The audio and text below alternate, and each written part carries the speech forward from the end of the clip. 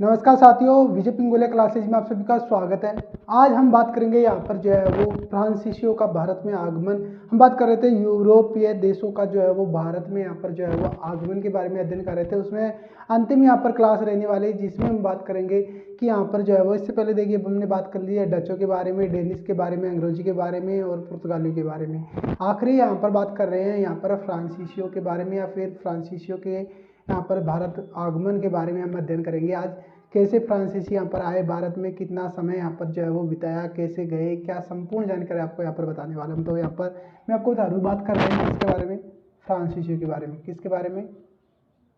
फ्रांसीसियों के बारे में। फ्रांसीसी, यहाँ पर बोल सकते हो फ्रांसीसी।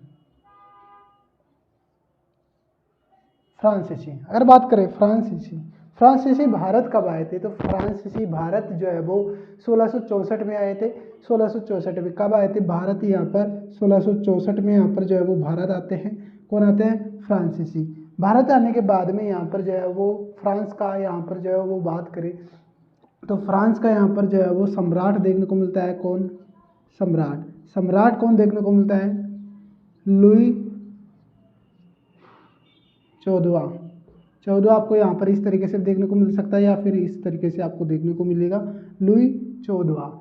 बात कर रहे हैं ये कहाँ के हैं? फ्रांस के यहाँ पर जो है वो सम्राट। इसके बाद में बात करें तो इनका यहाँ पर जो है वो एक यहाँ पर उस समय जो भारत में यहाँ पर आए थे उस समय की बात बता रहा हूँ, यानी 1664 की बात बता रहा हूँ। उस समय यहाँ पर जो है वो मंत्री था इनका। मंत्री यहाँ पर जो है वो क्या देखने को मिलता है? कालबर्ट। कौन देखने को मिलता है? कालबर्ट। तो इनके द्वारा यहाँ पर जो है वो एक यहाँ पर जो है वो कंपनी यहाँ पर बनाई गई। कंपनी का नाम हमें देखने को मिलता है जो भारत में यहाँ पर स्थापित की उन्होंने। तो कंपनी का नाम क्या देखने को मिलता है? नाम यहाँ पर देखने को मिलता है फ्रेंच ईस्ट इंडिया कंपनी। क्या? French east India company. तो वो कब यहाँ पर जो है वो बनाई, क्या बनाई थी? French east India company. क्या बनाई? East India company. तो ये यहाँ पर कंपनी कब बनाई थी? यहाँ पर जो है वो 1664 में ये बनाई। इसके बाद में सबसे पहले बात करें तो भारत में आ गए थे 1664 में। 1664 में आके सबसे पहले अगर बात करें कारखाना या प्रथम कारखाना जो कब यहाँ पर स्थापित किया था, तो प्रथम कारखाना हमें यहाँ पर जो है वो देखने को मिलता है 1668 में। कब देखने को मिलता है? 1668 में प्रथम कारखाना। तो प्रथम कारखाना कहाँ पर देखने को मिलता है? सूरत में। कहाँ पर? सूरत में। तो प्रथम कारखाना यहाँ पर जो है वो स्थापित किया जाता है सूरत में। द्वितीय कारखाने की बात कर रहे हैं यहाँ पर 1659 में, 69 में। ये क्या है? ये है द्वितीय कारखाना। तो द्वितीय कारखाना ये कहाँ पर यहाँ पर स्थापित करते हैं? ये मसूली। कहाँ पर?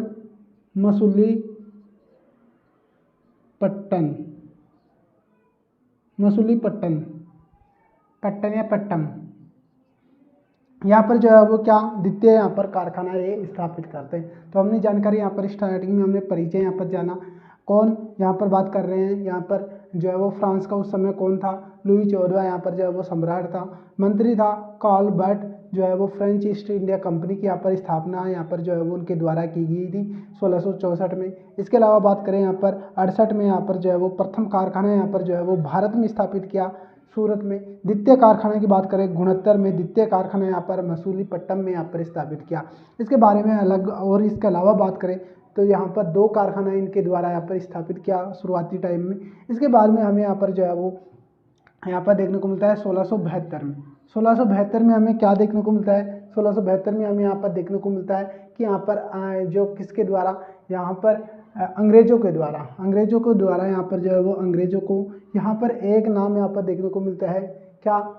एक यहाँ पर जो है वो शासक मिलता है भारत का शासक कौन देखने को मिलता है? लोधी। एक यहाँ पर लोधी देखने को मिलता है। कब? 1672 में। बात करें अगर पूरा नाम की बात कर ले तो पूरा नाम हमें यहाँ पर जो है वो उसका यहाँ पर देखने को मिलता है शेर खां लोधी। लोधी का बात करें तो यहाँ पर भारत में एक शासक थे। कौन थे? शेर खां लोदी। तो शेर खान लोदी से अंग्रेज जो है वो अंग्रेज क्या करते हैं, एक जगह यहाँ पर मिलती है, अंग्रेज यहाँ पर जो है वो एक जगह मिलती है भारत में, क्या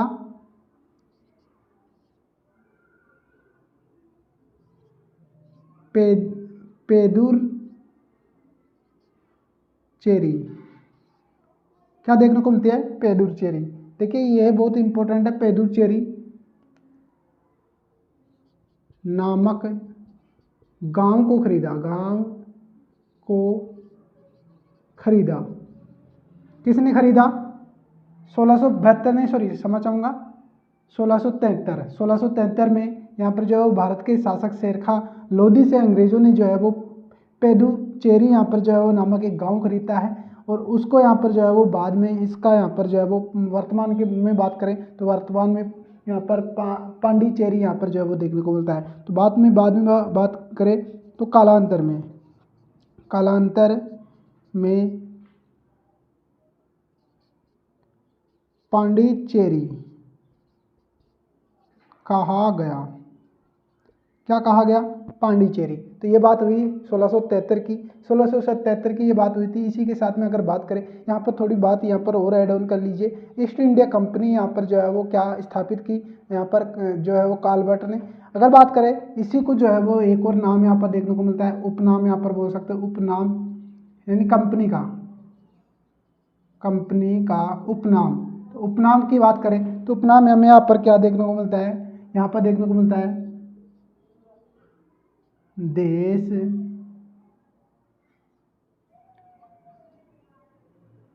इंडस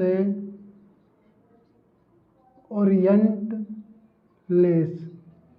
तो कंपनी को क्या कहा गया, देश इंडस ओरिएंट लेस कहा गया, क्या कहा गया, ये कहा गया। हमने यहाँ पर संपूर्ण बातें की, स्टार्टिंग से हमने यहाँ तक 1673 तक हमने बातें कर ली है। 1673 के बाद में आगे के हम कंटिन्यू करेंगे। फिलहाल आप इन सभी को नोट डाउन कर लिया होगा, मिटाता हूँ और आगे बढ़ते हैं। थोड़ी इंपॉर्टेंट आपको मैं और बता दूँ, थोड़ा सा यहाँ पर ये याद रखिएगा कि जो ये कंपनी थी, ये कंपनी क्या थी, सरकारी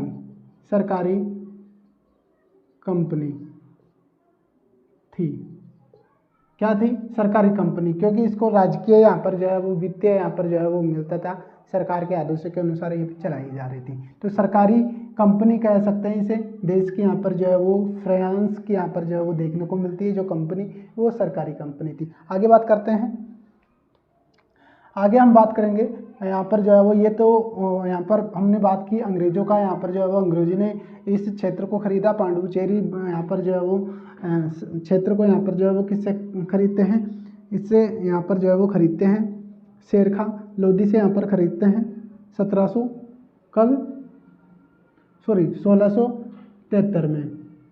अब 74 में यहाँ पर थोड़ी सी जानकारी और मिलती है। 74 में क्या मिलती है जानकारी, 74 में हमें यहाँ पर देखने को मिलती है फ्रांसीसियों के द्वारा यहाँ पर जो है वो नगर लिया गया, क्या, कब,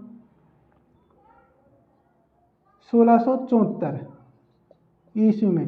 तो 1674 ईस्वी में बात करें तो फ्रांसीसियों को यहाँ पर जो है वो एक यहाँ पर शासक देखने को मिलता है, क्या, एक शासक देखने को मिलता है। यहाँ पर शासक का नाम बात करें तो शासक का यहाँ पर नाम हमें यहाँ पर देखने को मिलता है शाइस्ता खां यहाँ पर जो है वो देखने को मिलता है, कहाँ का, कर्नाटक का शासक यहाँ पर जो है वो शाइस्ता खां के द्वारा यहाँ पर बंगाल का शासक, कर्नाटक का नहीं था, बंगाल का शासक, कहाँ का, बंगाल का शासक शाइस्ता खां ने यहाँ पर जो है वो इंद्रनगर यहाँ पर दिया, क्या दिया, इंद्रनगर जो है वो किसको दिया था, यहाँ पर फ्रांसीसियों को यहाँ पर दिया।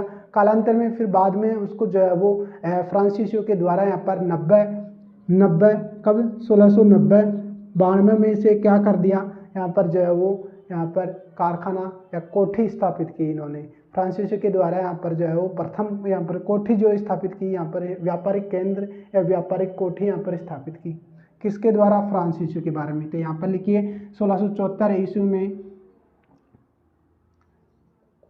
भारत के शासक या फिर यहाँ लिख सकते हो बंगाल के शासक शाइस्ता खां, क्या, शाइस्ता खां ने फ्रांसीसियों को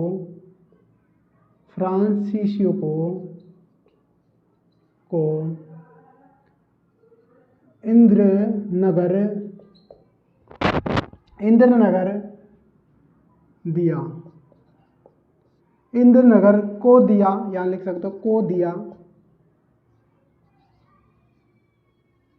कालांतर में वहां 1690-92 में फ्रांसीसियों ने व्यापारिक कोठी स्थापित किए। तो ये हमें जानकारी क्या मिलती है कि यहाँ पर ये जो है वो किसको दी थी, फ्रांसीसियों को। किसने दी थी, शाइस्ता खान ने। ये बात हो गई है। इसके बाद में बात करें इनकी विजय के बारे में, किनकी, फ्रांसीसियों की विजय के बारे में। तो फ्रांसीसियों की विजय क्या, फ्रांसीसियों की विजय। तो विजय के बारे में बात करें तो हमें यहाँ पर एक यहाँ पर समय मिलता है, या फिर बोल सकते हैं यहाँ पर क्या, इनकी प्रमुख क्षेत्र यहाँ पर विजय यहाँ पर जो है वो किया था। कब कब किया था बात करें तो पहला हमें यहाँ पर जो है वो देखने को मिलता है इसके द्वारा 1721 में। क्या, पहला देखने को मिलता है 1721 में। दूसरा हमें यहाँ पर देखने को मिलता है 1739 में। कब, 1739 में। तो बात करें हम 1721 में किसको देखने को मिला था, तो 1721 में यहाँ पर मॉरिशस को देखने को मिला था। तो 1721 में मॉरिशस पर विजय। मॉरिशस, आप याद रखिएगा मॉरिशस, इधर बात कर ली हमने विजय के बारे में। तो मॉरिशस पर यहाँ पर जो है विजय कब, 1721 में। इसी के साथ में बात करें यहाँ पर 1739 में, तो यहाँ पर जो है वो देखने को मिलता है क्या, माही क्षेत्र मिलता है, या फिर बोल सकते हैं यहाँ पर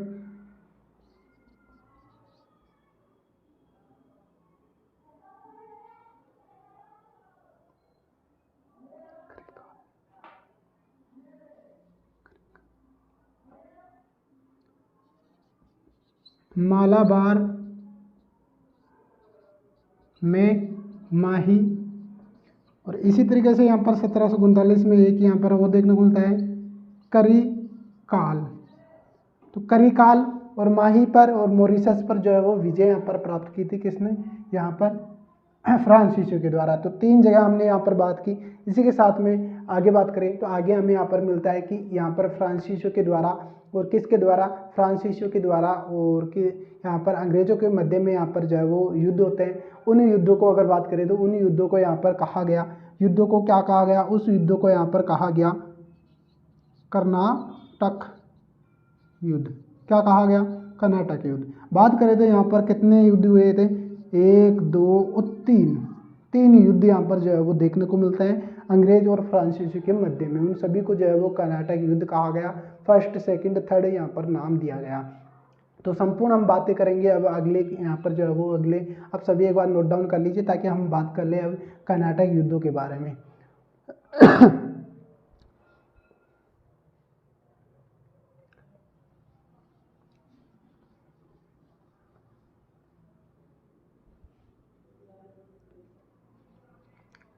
तो हमने बात की अभी कि जो अंग्रेजों और फ्रांसीसियों के मध्य जो युद्ध हुआ उनको क्या कहा गया, कर्नाटक युद्ध कहा गया। क्या कहा गया, कर्नाटक युद्ध। तो ये बात आप लिख लीजिएगा। अब बात करते हैं कर्नाटक युद्ध।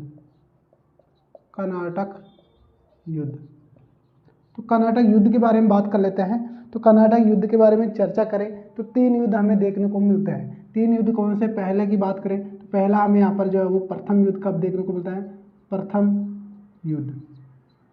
प्रथम युद्ध हमें देखने को मिलता है यहाँ पर 1646 से, बात करें यहाँ पर 1746 से 48 तक, ईस्वी तक। ओके, बात करें सेकंड, यह है द्वितीय युद्ध। तो द्वितीय युद्ध हमें देखने को मिलता है 1748 से बात करें तो 1748 से 54 ईस्वी तक। तृतीय यहाँ पर जो है वो तीसरा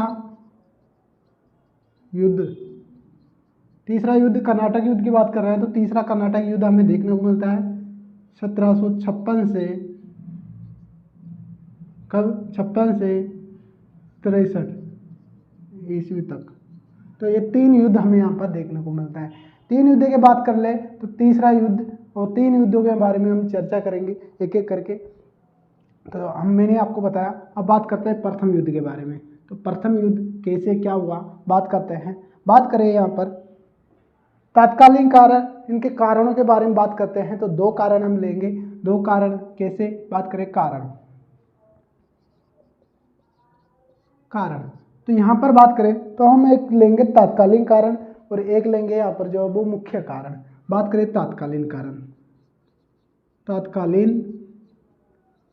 तात्कालीन कारण की बात कर ले तो कारण हमें यहाँ पर क्या देखने को मिलता है। तात्कालीन कारण हमें यहाँ पर देखने को मिलता है कि एक यहाँ पर जो है वो अंग्रेजी अधिकारी होता है, क्या, अंग्रेज, यहाँ पर जो है वो अंग्रेज कैप्टन बर्नेट, क्या देखने को मिलता है, कैप्टन बर्नेट यहाँ पर जो है वो अंग्रेजी अधिकारी होता है, जो क्या करता है, कुछ फ्रांसीसी जहाज़ों को जो है वो अधिकार में, अपने अधिकार में ले लेता है, क्या कर लेता है, अपने अधिकार में ले लेता है। तो इस वजह से यहाँ पर जो है वो तात्कालीन कारण ये यहाँ पर रहता है, यानी जंग छिड़ जाती है। तो अंग्रेज कैप्टन बर्टन ने फ्रांसीसियों को क्या, फ्रांसीसियों के कुछ जहाज़ों पर अधिकार करना। तो ये हमें देखने को मिलता है तात्कालीन कारण। अगर बात करें इधर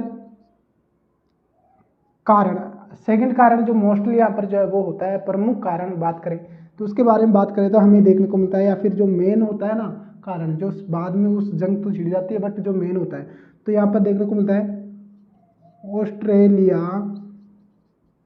पर अधिकार।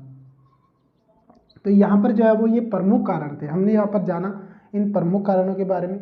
इसके बाद में हम अध्ययन करते हैं, आगे यहाँ पर बढ़ते हैं इन्हीं युद्धों के बारे में। इन्हीं युद्धों के चलते यहाँ पर जो है वो हमें देखने को मिलता है कि यहाँ पर जो है वो एक युद्ध होता है। इस युद्ध के यहाँ पर अंदर ही बात करें तो इसके चलते ही यहाँ पर एक युद्ध होता है। कब होता है, बात करें 48 में, कब होता है, 1748 में, 1748 ईस्वी में। तो ये युद्ध कौन सा होता है, बात करें हम, देखिए हमने यहाँ पर बात की, यहाँ पर किस किस के बारे में बात कर रहे हैं हम। यहाँ पर जो है वो 1748 में क्या होता है, सेंट थोमे का युद्ध होता है। अब ये युद्ध क्या है, बात करें सेंट थोमे का यहाँ पर युद्ध कब होता है, 1748 में। यहाँ पर क्यों होता है, इसी युद्ध के अंतर्गत यहाँ पर जो है वो क्या होता है, ये बात करें अंग्रेजों के यहाँ पर जो है वो नेतृत्वकर्ता कौन थे, अंग्रेजों के यहाँ पर अनिरुद्ध यहाँ पर जो है वो होते हैं, कौन है, होते हैं अनिरुद्ध। तो यहाँ पर अंग्रेजों के नेतृत्वकर्ता कौन थे, अनवरुद्दीन, कौन थे, अनवरुद्दीन। यानी सेंट थॉमस युद्ध के बारे में बात कर रहे हैं तो यहाँ पर 1748 में अनवरुद्दीन वर्सेज किसके साथ में होता है, ये होता है फ्रांसीसियों के मध्य। तो ये यहाँ पर जो है वो होता है। इसमें बात करें तो इसके यहाँ पर अनवरुद्दीन यहाँ पर जो है वो क्या करते हैं, इनके पास में सैनिक होते हैं यहाँ पर 10,000, कितने होते हैं, 10,000 सैनिक होते हैं। फ्रांसीसी कितने होते हैं, केवल यहाँ पर जो है वो 1000 यहाँ पर सैनिक होते हैं, कितने होते हैं, 1000 सैनिक यहाँ पर जो है वो फ्रांसीसियों के होते हैं। फिर भी क्या होते हैं, फ्रांसीसी यहाँ पर विजय होते हैं, क्या, विजयी। तो यहाँ पर लिख सकता है विजय कौन रहता है, फ्रांसीसी। अनवरुद्दीन कौन था, ये अंग्रेज थे, बात कर ले अंग्रेजी। इधर बात कर ले ये कौन थे, फ्रांसीसी। तो हमने बात की यहाँ पर 1748 में यहाँ पर सेंट थोमे का युद्ध होता है, अनवरुद्दीन और फ्रांसीसियों के मध्य होता है, जिसमें अनवरुद्दीन की सैनिक जो संख्या थी, बात कर लिए हमने सैनिक संख्या, यहाँ पर बात कर लेते हैं सैनिक या सेना कितनी थी, 10,000। बात करें फ्रांसीसी की थी यहाँ पर 1000 देखने को मिलती है। तो ये संपूर्ण जानकारी हमने यहाँ पर जो है वो देखने को मिलती है। बात करें आगे, आगे हम बात कर ले तो एक यहाँ पर जो है वो अंतिम यहाँ पर जो है वो संधि होती है इनके मध्य में, यहाँ पर ये यहाँ पर जीत जाते हैं, बट एक अंतिम यहाँ पर जो है वो एक संधि होती है। संधि का नाम हमें क्या देखने को मिलता है, तो यहाँ पर देखने को मिलता है एला साफेल की संधि। संधि से युद्ध समाप्त हुआ। बात करें कब हुआ, तो ये हमें देखने को मिलता है 1748 ईस्वी में। कब? 1748 ईस्वी में। तो 1748 ईस्वी में कौन सी? एला साफेल। कौन सी? एला साफेल। तो ये यहाँ पर जो है वो संधि देखने को मिलती है। आगे बढ़ते हैं हम और आगे अध्ययन करते हैं। फिलहाल हमने बात की है प्रथम युद्ध जो कर्नाटक युद्ध हुआ था उसके बारे में, बात करते हैं सेकंड युद्ध के बारे में। चलिए एक बार यहाँ पर सभी नोट डाउन कीजिए। इसी के चलते थोड़ा सा और बता दूं तो यहाँ पर जो है वो इन युद्धों का नेतृत्वकर्ता कौन थे वो बात कर लेते हैं। यहाँ पर कौन युद्ध का नेतृत्वकर्ता, किस युद्ध के थे? यहाँ पर सेंट थॉमे का युद्ध के। तो नेतृत्वकर्ता कौन? नेतृत्वकर्ता। तो नेतृत्वकर्ता कौन थे? बात करें इधर से, एक थे हम यहाँ पर कौन देखने को मिलता है, एक देखने को मिलता है यहाँ पर जो है वो इसके कौन से? अनवरुद्दीन के। अनवरुद्दीन के नेतृत्वकर्ता कौन थे अगर बात करें तो इसके नेतृत्वकर्ता कौन देखने को मिलता है? महफूज खां। कौन देखने को मिलता है? महफूज खां। इसी के साथ में बात करें एक हम यहाँ पर जो है वो फ्रांसीसियों के नेतृत्वकर्ता के रूप में बात करें तो फ्रांसीसियों के नेतृत्वकर्ता में बात करें तो हमें यहाँ पर जो है वो देखने को मिलता है फ्रांसीसियों में कौन देखने को मिलता है? पैराडाइज। क्या? Captain paradise. कौन देखने को मिलता है? Captain paradise. तो हमें यहाँ पर जो है वो नेतृत्वकर्ता के बारे में अध्ययन किया हमने, और हमने यहाँ पर जो है वो बात किया यहाँ पर नेतृत्वकर्ता कौन कौन थे, हमने इसके बारे में बात कर लिया। और विजय हमने किसके बारे में बताई थी? हमने विजय यहाँ पर जो है वो कौन रहे थे? कैप्टन पैराडाइज यहाँ पर जो है वो ये रहे थे। तो हमने इसके बारे में अध्ययन किया। अब बात कर रहे हैं सेकेंड युद्ध के बारे में।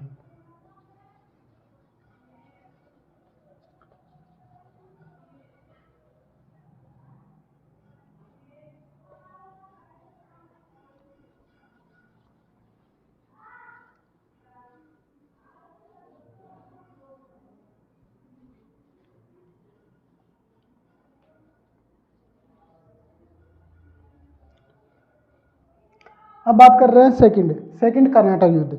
कौन सा?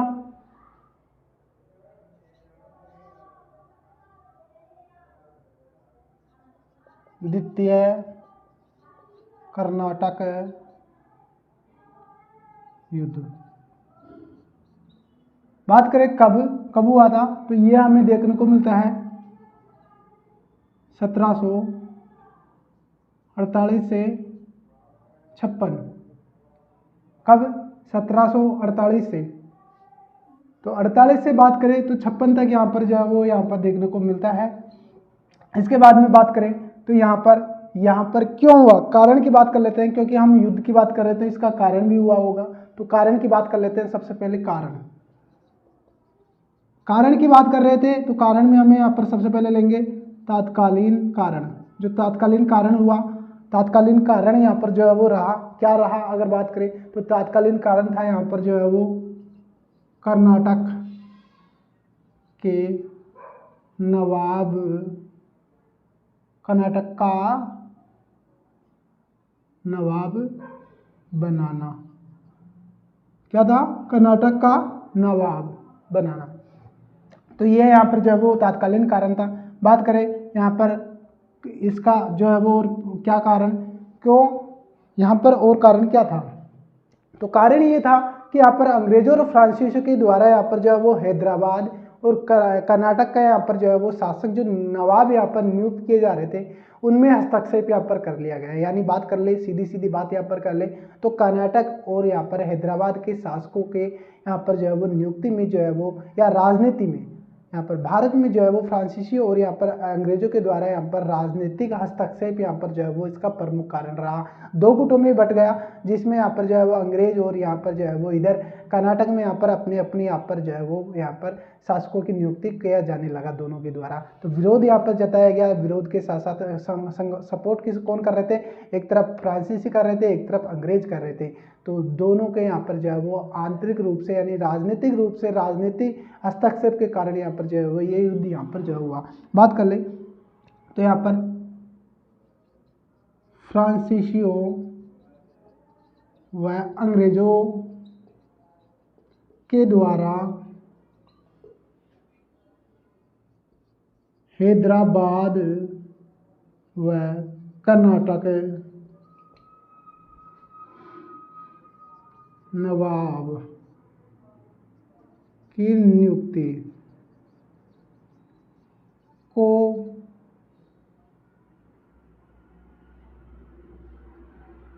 यहाँ पर लिख सकते हैं कर्नाटक की राजनीति में हस्तक्षेप करना। क्या करना? फ्रांसीसी और अंग्रेजियों का क्या था? राजनीति में हस्तक्षेप करना। किसमें? हैदराबाद और कर्नाटक की में। तो ये यहाँ पर प्रमुख कारण हमें देखने को मिलता है। बात कर लेते हैं हम युद्धों के बारे में। युद्ध क्यों हुए, कैसे हुए, उनके बारे में अध्ययन कर लेते हैं। देखिए हमने यहाँ पर जो है वो बात करें यहाँ पर तो गवर्नर कौन नियुक्त था, अगर बात कर ले तो भारत में जो है वो फ्रांसीसी के द्वारा यहाँ पर जो है वो गवर्नर देखने को मिलता है। कौन? डुप्ले। तो डुप्ले यहाँ पर जो है वो गवर्नर देखने को मिलता है। किसका? भारत में गवर्नर। किसके द्वारा बात कर ले तो ये था फ्रांसीसी के बारे में, फ्रांसीसी। तो फ्रांसीसियों का यहाँ पर जो है वो गवर्नर कौन था? डुप्ले। तो हमने यहाँ पर बात की इसके बारे में। बात कर लेते हैं हम हैदराबाद और कर्नाटक के बारे में, कैसे क्या युद्ध हुआ, क्यों कौन जीता। तो इधर बात करते हैं पहले हैदराबाद।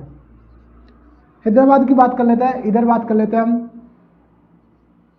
कर्नाटक। कर्नाटक, हैदराबाद और कर्नाटक की बात कर लेते हैं। कर्नाटक हैदराबाद में बात करें तो हमें यहाँ पर जो है वो कौन कौन किस किस के मध्य में देखने को मिलता है। तो यहाँ पर देखने को मिलता है नासिर जंग। क्या? नासिर जंग वर्सेज किसके मध्य होता है?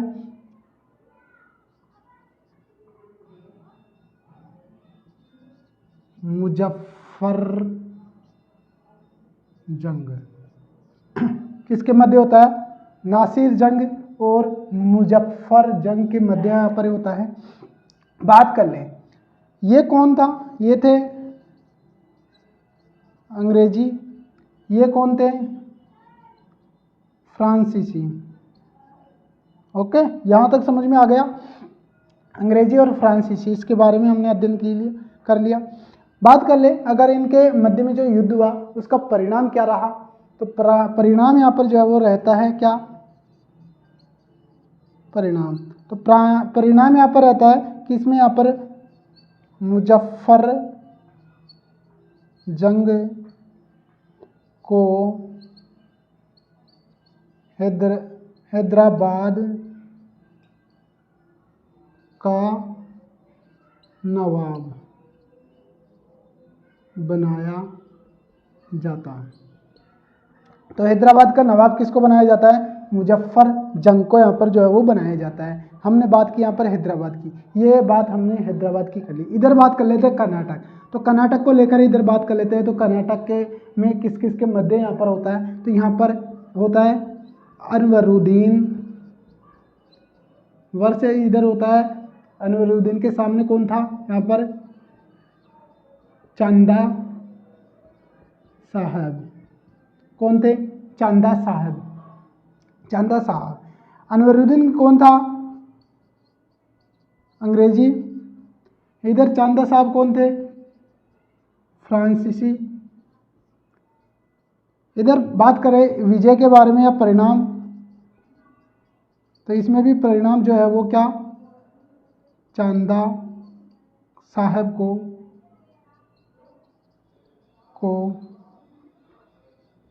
कर्नाटक का नवाब बनाया गया। तो हमें ये बातें हमें देखने को मिलती है। ये यहाँ तक हमने दोनों युद्धों के, कर्नाटक और हैदराबाद के युद्धों के बारे में अध्ययन किया। इसमें हमने यहाँ पर ये सभी जानकारी दी। एक बार सभी नोट डाउन कीजिए। यहाँ पर सेकंड यहाँ पर जो है वो कर्नाटक युद्ध के बारे में थोड़ी सी बातें और रह गई, वो भी आपको मैं बता देता हूँ।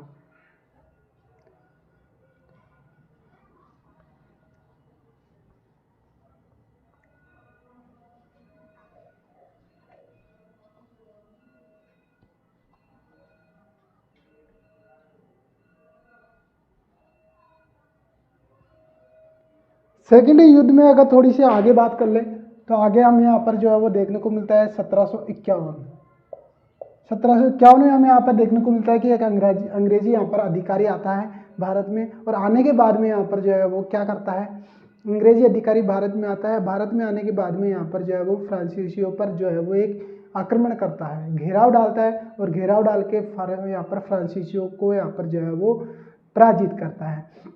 बात कर लेते हैं। इससे पहले आप जान लीजिएगा क्योंकि इसी के अंतर्गत यहाँ पर बात आएगी कि फ्रांसीसियों का यहाँ पर जो है वो गवर्नर कौन था यहाँ पर भारत में। क्या फ्रांसीसियों का गवर्नर, इधर बात कर ली हमने यहाँ पर किसको, डुब्ले, कौन था, डुब्ले। तो इधर बात करते हैं 1751 में अंग्रेज कौन देखने को मिलता है, यहाँ पर देखने को मिलता है रॉबर्ट क्लाइन। क्या, रॉबर्ट क्लाइन यहाँ पर भारत आता है। भारत आने के बाद में यहाँ पर कर्नाटक में एक जगह यहाँ पर देखने को मिलती है। क्या, रॉबर्ट क्लाइन के द्वारा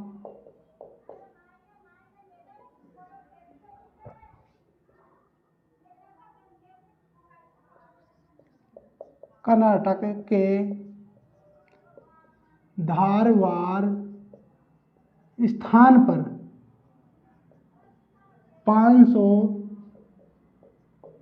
सैनिकों के साथ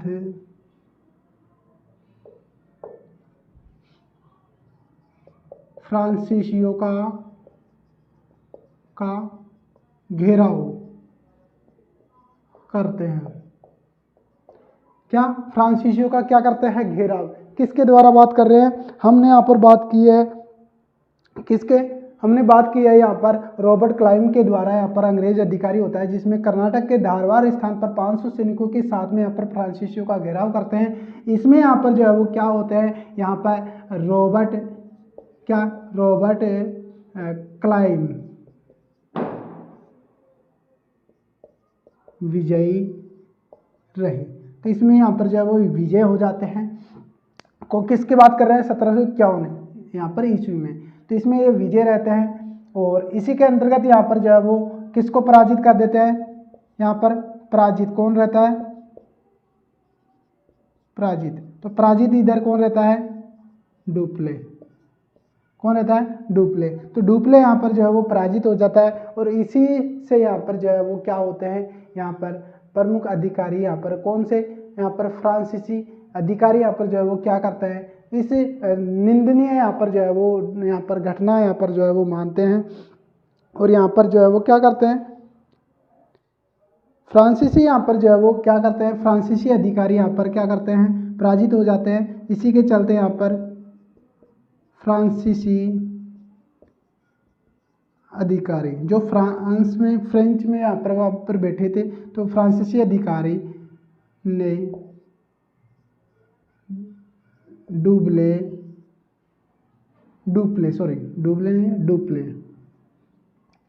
की आलोचना किसकी कर रहे थे, डुप्ले की यहाँ पर युद्ध नीति की यहाँ पर जो है वो आलोचना करते हुए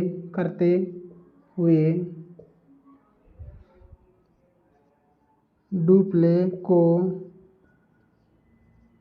इंग्लैंड वापस बुला लिया गया। तो वापस इसे जो है वो इंग्लैंड में बुला लिया जाता है। इसके स्थान पर यहाँ पर जो है वो गवर्नर किसको बनाया जाता है, इसके स्थान पर जो गवर्नर यहाँ पर बनाया जाता है वो यहाँ पर बनाया जाता है गोदड़े। गोदड़े को गवर्नर बनाया गया। किसको बनाया गया, यहाँ पर गोदड़े को गवर्नर यहाँ पर जो है वो बनाया जाता है। तो हमने यहाँ पर ये संपूर्ण जानकारी की है हमने द्वितीय यहाँ पर जो है वो कर्नाटक युद्ध के बारे में, जिसमें हमने यहाँ पर सभी के बारे में यहाँ पर अध्ययन किया है। 1751 वाले युद्ध यहाँ पर जो है वो हुआ था उसके बारे में। इसके बाद में पराजित हो गए। पराजित होने के बाद में इनको यहाँ पर जो है वो इंग्लैंड में वापस बुला लिया गया, क्योंकि फ्रांसीसी जो अधिकारी थे वहाँ पर फ्रांस में, तो वहाँ के अधिकारी इनकी आलोचना की, निंदनीय आलोचना की, और इसी के चलते इनको वापस बुला लिया गया और एक नया गवर्नर यहाँ पर बनाया गया गोदड़े। गोदड़े यहाँ पर जो है वो देखने को मिलता है, नया गवर्नर यहाँ पर बनाया जाता है। इसी के चलते यहाँ पर एक संधि होती है। इसी युद्ध की जो समाप्ति के लिए एक युद्ध यहाँ पर संधि की जाती है। संधि का नाम हमें क्या देखने को मिलता है, नाम हमें यहाँ पर जो है वो क्या देखने को मिलता है, तो नाम हमें यहाँ पर देखने को मिलता है पांडुचेरी। पांडिचेरी यहाँ पर कर सकते हो, पांडिचेरी या पांडुचेरी। पांडिचेरी की संधि, पांडुचेरी की संधि की बात कर ले तो ये हुई थी यहाँ पर जो है वो कब देखने को मिलती है, ये यहाँ पर जो है वो देखने को मिलती है 1755 ईस्वी में। कब, 1755 ईस्वी में ये यहाँ पर संधि हुई और युद्ध को क्या किया, युद्ध को समाप्त किया। तो युद्ध को समाप्त कर देते हैं। तो ये यहाँ पर जो है वो द्वितीय यहाँ पर जो है वो कर्नाटक युद्ध के बारे में हमने अध्ययन किया। सभी एक बार नोट डाउन कीजिए ताकि हमें जो है वो तीसरे युद्ध के बारे में हम चर्चा करें। तो ये संपूर्ण बातें हमने यहाँ पर जो है वो अध्ययन किया है। अब बात करते हैं आगे। देखिए यहाँ पर एक ये भी डाल सकते हो, थोड़ी तारीख की बात कर लो तो यहाँ पर जो है वो कब इसको यहाँ पर जो है वो बनाया था गवर्नर गोदड़े को, तो 1 अगस्त यहाँ पर जो है वो देखने को मिलता है कब, 1754 में। 1 अगस्त 1754 में हमें जो है वो ये देखने को मिलता है। अब आगे यहाँ पर बात कर लेते हैं तृतीय यहाँ पर कर्नाटक युद्ध के बारे में अध्ययन करते हैं थोड़ा, और इस वीडियो को फिर एंड करते हैं। काफ़ी लंबा हमारा वीडियो हो गया है। अब किसके बारे में अध्ययन कर रहे हैं, कर्नाटक का तीसरा युद्ध। कौन सा, कर्नाटक का तीसरा युद्ध। अब तीसरा युद्ध कब हुआ ये जान लीजिए सबसे पहले। तो तीसरा युद्ध हमें जो है वो देखने को मिलता है 2 साल बाद में। कब, 1756 से 63 तक। अब ये क्यों होता है बात कर ले, तो क्यों होता है ये बात कर लेते हैं। तो इसमें भी तात्कालीन कारण के बारे में हम जानकारी ले लेते हैं थोड़ी सी।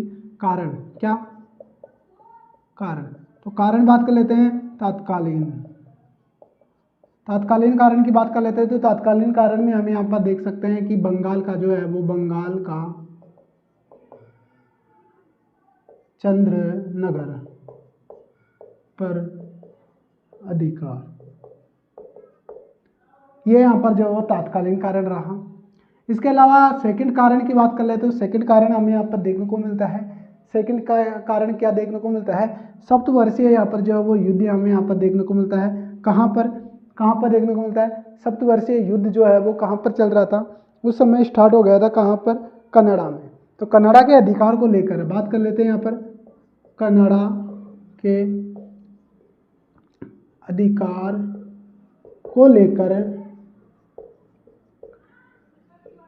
इंग्लैंड व फ्रांस के मध्य सप्तवर्षीय युद्ध, तो सप्तवर्षीय युद्ध हुआ किसको लेकर, कनाडा के अधिकार को लेकर। तो यहाँ पर यह देखने को मिलता है। बात कर ले कब से कब तक रहा ये सप्तवर्षीय युद्ध, 7 सालों का युद्ध हमें देखने को मिलता है 56 से 63 तक, 7 वर्षों का। बट बात कर ले यहाँ पर कि भारत में, देखिए ये तो कहाँ पर रहा था, यहाँ पर जो है वो यूरोपीय देश में यहाँ पर जो है वो देखने को मिल रहा था, यूरोप में 7 सालों का। बट लेकिन भारत में जो है वो 7 साल यहाँ पर जो है वो नहीं देखने को मिलता है। कब तक यहाँ पर देखने को मिलता है, तो भारत में यहाँ पर नोट डाल के लिखिएगा, नोट डाल के लिखिए, सप्तवर्षीय युद्ध यूरोप में होने की वजह से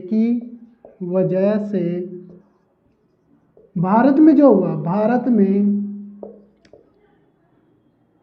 1758 से 60 ईस्वी तक होता है। तो ये युद्ध भारत में कब से कब तक होता है, 1758 से 60 तक यहाँ पर भारत में देखने को मिलता है। हमने यहाँ पर जो है वो इसके बारे में बात कर ली है, सप्तवर्षीय युद्ध जो हुआ उसके बारे में। तो सेकंड कर्नाटक युद्ध अगर बात करें भारत में कब से कब तक हुआ, 1758 से 60 तक हमें देखने को मिलता है। इसके बारे में हमने युद्ध की। अंतिम युद्ध हमें यहाँ पर जो है वो देखने को मिलता है इसी में, इसका अंतिम युद्ध। तो अंतिम युद्ध क्या देखने को मिलता है, अंतिम युद्ध, अंतिम युद्ध हमें देखने को मिलता है कब, अंतिम युद्ध देखने को मिलता है 22 जनवरी